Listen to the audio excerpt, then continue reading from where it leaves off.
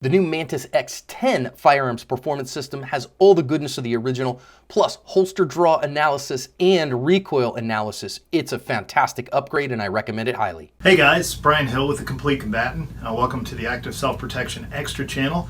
Been doing a lot of dry fire practice. We've been working with the Mantis X, and I wanted to talk to you about the nature of practice a little bit today. There's several ways that we can approach any situation.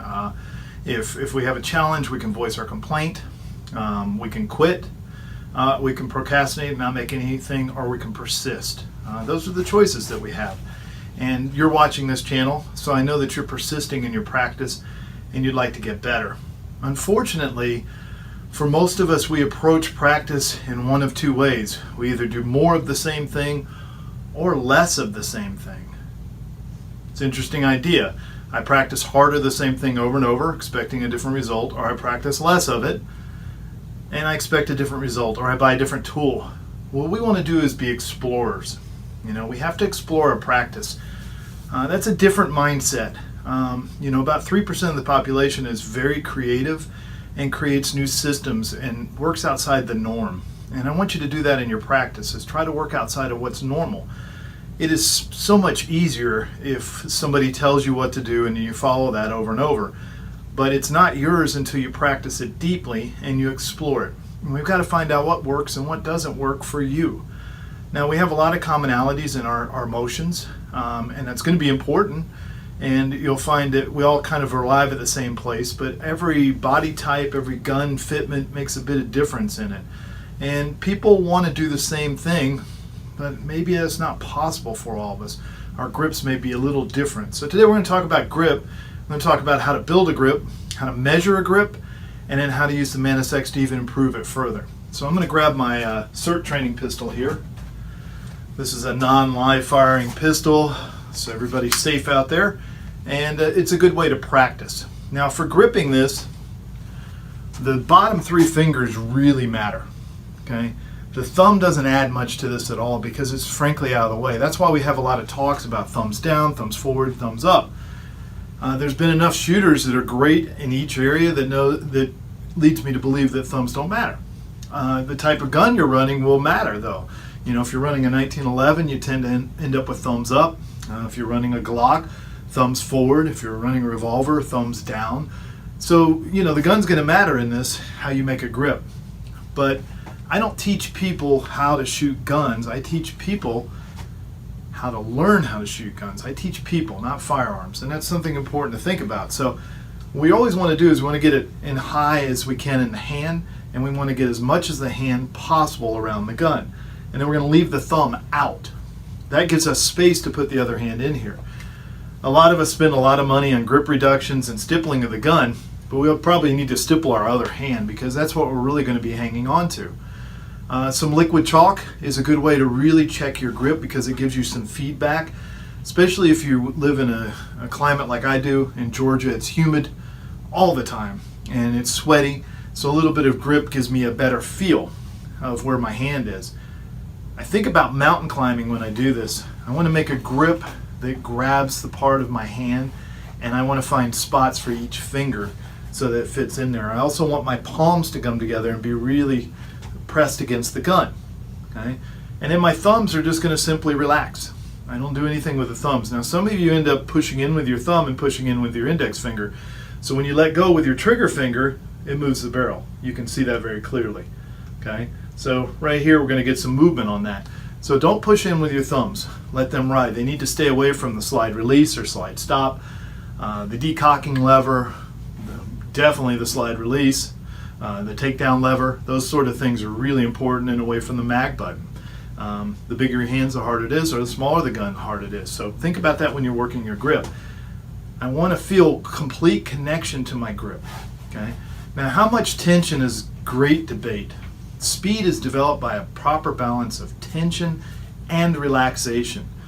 I put up a post the other day saying from judo, and it says maximum efficiency with minimum effort. And then somebody, of course, said, oh, you should have maximum effort. How long can you sustain maximum effort? And does it benefit you? It sounds good. We like to say I give 110%, but really you're only giving 100%. That's what you're capable of. The extra 10% doesn't come out anywhere. It means that you're doing less than before. What I want to do is have a good balance that allows me to come back to the same spot. If I've got a good grip, my sight should return to the same spot every time. That's the first way I'm going to check this. So if I'm doing it in dry practice, as I see the sights here, what I want to do is press the trigger slowly and see how much movement I'm getting. That's very little. Now I'm going to go to a middle speed with it, okay, which is much quicker. And then I'm going to go as fast as I can. And we see a lot more movement in there. Okay? I got a helper today. My dog has decided to come and lay down at my feet while I teach this video, so if you can't see him, his name is Ronan. He is the dry fire puppy. If I run the timer, he hears the beep, he jumps to it. So I don't use the timer in my videos, otherwise you'd be seeing happy dog everywhere. So we've got a good grip on the gun. We've tried different trigger speeds and we're watching the front sight. But the grip doesn't end with the hands. The way the arms relate to the hands is really important. So I want to get everything as strong as I can, as if I was going to push a car. Put my elbows in the right place, pull my shoulders down, engage my chest, get my stomach engaged, bend my knees, so my whole posture becomes involved, and then my stance grips the ground. So this will help even more. If you notice, I have a little bit less movement because I'm really engaged. Now I'm going to put my weight into it and you'll see even less. So that's pretty good. I can practice that. That's how my grip should work on it. I've got a good grip on the gun. And I'm going to show you this here and here. And what I need to be able to do is move that finger easily to the trigger, but give it a safe spot to handle. All right, so that's my grip. Now let's talk about your practice. Okay. If you grip the gun well, it should improve the function of the firearm. Any of you that have shot a smaller gun, like a Glock 43 or a Shield, if you do it with one-handed shooting, there's so much pressure on that spring that if you don't really anchor it into the body or anchor it into your side, we see malfunctions in class. So your grip improves the reliability of the weapon. If you grip it appropriately and it's held tightly enough, then it's going to work well. Okay? When we go to the range, what we want to do is practice shooting and seeing if the sights come right back to where we were. Now this is complicated. The sight issue is very complicated because what most people do is the sight rises, it falls past the point of aim, it comes back up, and then it settles. If you're checking your grip, shoot and catch it on the way down, should be returning to the same spot. Some of you are going to see it track off to one side or the other. That's an indicator of maybe you need to add a little grip pressure or support with the elbow, the shoulder, and the body. So if I see it rotating this way, maybe I'm pushing with this hand, or maybe I'm not engaging this armpit enough. And that'll give me a thing. I want to watch those sights rise and fall, rise and fall. And I want it to repeat back to the same spot over and over. If you do the proper grip, it'll prevent all sorts of injuries. I see a lot of people out there with elbow injuries, and that's a lot of this. It's not very good for the elbows. We've got to put them in line. You have muscles that are in pairs and they're balanced to work against each other. But what happens when you do something like this, you're using the tendons and the ligaments to hold the bones in a position that's not optimal for them. So you get suboptimal performance, and eventually you get wear and tear in a very small stabilizer muscle or ligament which connects bone to bone. Okay. This also aids in retention. It allows you to hold the gun as firmly as possible. Okay. So I've got dry fire gun set up here, and if somebody were to grab this with this grip, it's very hard to get it out of my hand. I have to be careful with my trigger finger discipline because that's where most of the force goes against it, but this is a pretty good controlling position right here. This is about as much control as I get. My elbows and body are to the side, so I've got a good grip in here. So it aids us in the retention of the firearm, and we don't tend to drop it or have it taken from us. Okay. When you go to the range, watch that sight come up and down, and if you can repeat and you see it over and over and it comes back to the same spot, you should be able to shoot at different distances, different paces then. So, inside 7 yards, it's probably 0.2, 0.2, 0.2, 0.2, 0.2. As it comes down, you catch it, you catch it, you catch it, you catch it. As you add more space, you'll add tenths of seconds to that until, you're at 25 yards and you're at 0.75 or a 0.8 or something like that. And you're just catching the sight coming back because this very small targets, it's harder to measure when it comes down, but the grip's going to allow you to do that. Okay. Now the Mantis is a great tool for you guys. It turns you into a scientist. Okay. Put the Mantis on the rail of the gun, All right, so what I mean is not on, you can put it on the mag, but put it on the rail of the gun. I think it senses just a bit better right there because we're measuring things that are happening right here. So you put it on the rail of the gun. You won't be able to put it in your holster, okay? But you won't need to on the range. And it's going to cover 4 things: recovery time, how fast the gun comes up and comes back.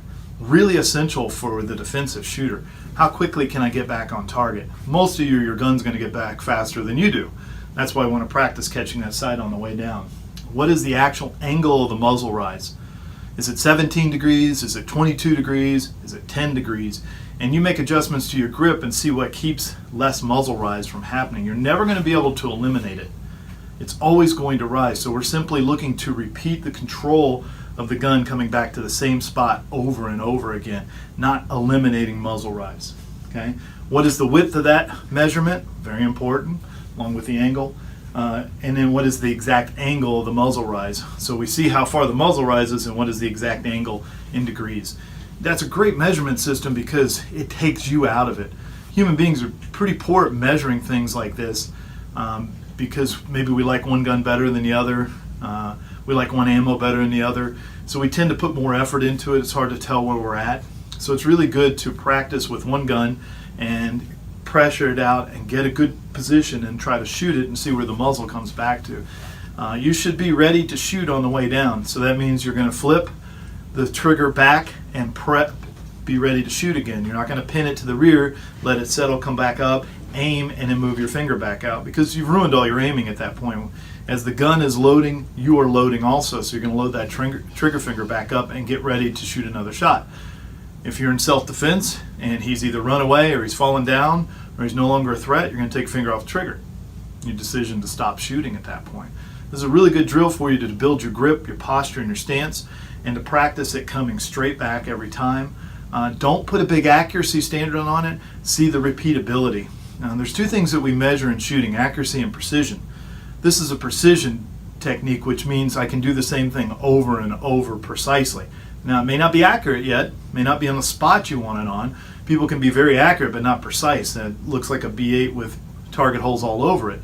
Working on precision. So if you have that really good grip, and as you work it here, every time that gun, it'll come right back, come right back, come right back. And then you're ready to shoot again. So think of grip as the cycle of shooting. How do I interface with the gun? How does my body interface with the stance, the posture of it? And how do my feet grip the ground? And then I'm the ransom rest, so the gun should come back each and every time. Is it moving off to this side? Is it moving off to this side? Do I see stringing, which means the shots are either going right and left? We have to check and adjust something up and down. We're either driving the gun or we're not catching it, okay? Or vertically, we have both happening. Or you like to do this right before you shoot, which a lot of us like to do. It's really hard to get away from the now of shooting. Now I'm going to shoot. You just have to press and see, press and see. So as a practicer, your ultimate job is to be the observer of the events. All right, so 3 things again. We're going to practice with the gun in dry practice, and we just slowly, then a medium speed, then as fast as we can go. And that'll show us how much it's going to move. Then we're going to go to the range. We're going to shoot a target, maybe like the IDPA target over here, and we're just going to repeat it back and forth. It's going to come back to the same spot. It's going to come back to the same spot each time, and that's what we're practicing. So we have our recoil, comes back, comes back, comes back. You can see it with this laser. It's kind of useful. I want to catch it on a... Don't practice that way. Do it with live fire. Much better. Then if you have a Mantis, put it on the Mantis, and then practice those 4 things that we had, which was recovery time, muzzle rise, width, and angle. Hey, there's our dry fire puppy. This is Ronan, everybody. He's a good boy. He's antsy to do something right now, so he's part of the video. I hope you love dogs as much as I do. All right, so there's your 3 exercises: dry practice, live, and then with the Mantis. And then remember, get as much handy as you can on the gun, but also get as much of your hand on your hand as possible. Maybe use a little liquid chalk so you can feel a little bit better. You get a good clean grip. And then look for spaces in there. Look for areas and pockets where you're not connected to the gun. Look for areas of tension that you don't need. And then find out what the balance between tension and relaxation is in your grip. Too much will create the gun to shake, so it looks like this. All right, not so good. Too light, it'll be like this. You just don't even really want to hold it. It's going to move a lot in your hands. Some of you re-grip after you shoot. Doesn't necessarily mean you had a bad grip. There's a psychological phenomena happening too for shooters is, oh, I need to do better. So we bear down with the body and bear down with the hands and try to make a better shooting position each time. So it may not be that you're losing your grip, it may be that mentally you're trying to reset it. So why don't you just go ahead and get that grip in advance and then work it and hold on to it and see what the results are, and try not to reset every time. Measure each one, find out what grip works best for you. You might be surprised. Some guns that you think you shoot really well, you may not shoot as well as you think so once you get some of these tests going. And the gun that maybe feels funny, you may shoot really well. It's a very interesting phenomenon, and people really have to make a connection to that. So let's get to work on that grip. Let's work on our practice. Remember, not less or more, but let's do something new. Let's explore. Let's try something different. Don't do the same old thing over and over and hoping for different results. It's insanity, we know that, but it's comforting insanity because we feel like we're working hard. I just recently didn't get a result I wanted, and it made me a little angry. And anger is really good if it's an agent of change. So I use that heat to change myself. I got myself heated up so I could change shape a little bit, upset about my performance, and then I applied it in different ways and tried new things until I got a better result. And now I have to practice that and remember it and keep measuring it. All right, guys, I'm Brian Hill with Complete Combatant. We're all over social media. Tag me if you need me on the page, and everybody will answer it. I really appreciate the feedback, and I'm thankful to John and the whole team for allowing me to keep coming and doing these videos with you. I hope you enjoyed as much as I do. It's been a real blessing to me and my family to be able to do this and to spend time with y'all and to interact with you guys. So thank you so much. I hope you guys are practicing at home and you've been able to get out to the range, and hopefully I'll see you in a class soon. Thank you.